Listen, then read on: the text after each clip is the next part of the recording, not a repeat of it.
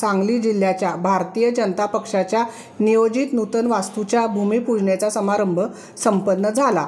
भारतीय जनता पक्षाचे ज्येष्ठ कार्यकर्ते व संघटन मंत्री श्री मकरंद देशपांडे व त्यांच्या सुविद्य पत्नी सौ मनीषा देशपांडे यांच्या हस्ते विधिवत पूजा होऊन भूमिपूजनाचा कार्यक्रम संपन्न झाला।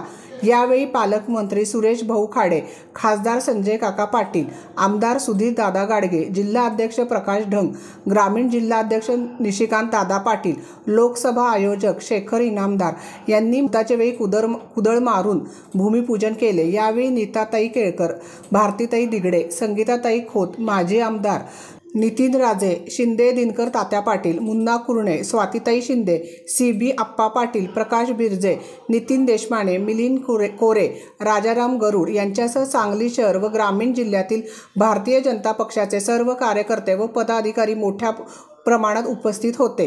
पक्षाच्या कार्यासाठी कुंभारनगर, गव्हर्नमेंट कॉलनी, विश्रामबाग येथे 2.5 एकर जागा खरेदी करण्यात आली असून तेथे पुढील 1 वर्षाच्या आत सांगली शहर व ग्रामीण जिल्ह्याचे संयुक्त असे 17,000 चौरस फुटाचे भव्य कार्यालय होणार आहे।